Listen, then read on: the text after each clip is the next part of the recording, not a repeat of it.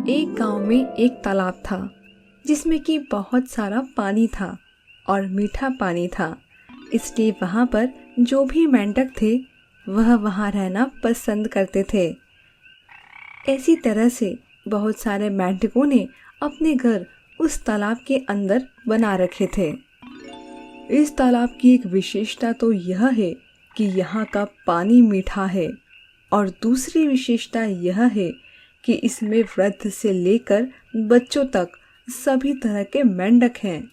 तुम सभी मेंढकों में सबसे बुजुर्ग मैं हूँ और मेरा बहुत सालों का अनुभव है और उसके आधार पर मैं कह सकता हूँ कि अगर हम सब अपने अलग अलग घर ना बनाकर एक ही साथ एकजुट होकर एक ही बड़े से कुटुंब में रहे तो हमें कोई भी पराजित नहीं कर सकेगा, हमारा कोई भी शिकार नहीं कर सकेगा और हम अपना जीवन सुरक्षित रहकर बिता सकते हैं। हमें किसी भी जानवर से या इंसानों से डरने की ज़रूरत नहीं रहेगी क्योंकि हम एकजुट होकर रहेंगे। और यह कहावत तो तुमने सुनी होगी कि संगठन में शक्ति होती है। उसकी यह बातें सुनकर सभी मेंढक सोच में पड़ गए। उन्हें लगने लगा कि यह बुजुर्ग मेंढक बहुत सही कह रहा है। लेकिन कुछ मेंढक वहाँ पर ऐसे भी थे जिन्हें कि उस बुजुर्ग की बात समझ नहीं आई और वह उसके हमेशा विपरीत चलते थे क्योंकि वह उसका कभी साथ देना नहीं चाहते थे। उन्होंने आपस में बातें करना शुरू किया।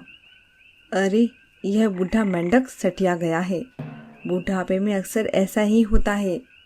यह कहता है कि एक ही कुटुंब में रहो। अरे, उसका खर्चा कौन उठाएगा? कैसे हम साथ में रह पाएंगे? अगर हमें कुछ खाने को मिलेगा तो कैसे हम अपना पेट भर पाएंगे? हम तो इतनी ज़्यादा संख्या में हों। नहीं नहीं, यह बात हमें समझ नहीं आती। चाहे जो हो जाए, हम हमारा अलग घर बनाएंगे और अलग से ही गुजारा करेंगे। तभी वहाँ मौजूद बुजुर्ग मेंढक कहता है, ठीक है, जिसकी जैसी इच्छा। मैं किसी के साथ ज़बरदस्ती नहीं कर रहा। मैं अपने अनुभव के आधार पर ही तुमसे बात कर रहा हूँ और मैं तुम सबको अपना परिवार मानता हूँ। इसलिए तुम्हें एक साथ एक ही जगह इकट्ठा होकर रहने की बात कह रहा हूँ। तभी उस बुजुर्ग मेंढक की नज़र एक सबसे छोटे मेंढक पर पड़ती है जो कि पानी में गंदगी फैला रहा होता है। तब बुजुर्ग मेंढक उसे समझाता है, बेटा, तुम ऐसे ना करो। हम बहुत ही अच्छे तालाब में रहते हैं जिसका पानी की बहुत मीठा है और स्वच्छ है, इसलिए हम बीमारियों से भी दूर रहते हैं।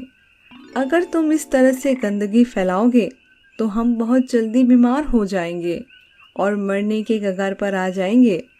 तुम्हारी एक गलती हमारे पूरे मेंढक प्रजाति को खत्म कर सकती है। तभी उस छोटे से मेंढक के माता पिता भी वहां आ जाते हैं और उसे कहते हैं, हाँ, यह जो तुम्हें समझा रहे हैं यह हमारे अच्छे के लिए तुम्हें बता रहे हैं। तुम्हें ऐसा ही करना चाहिए।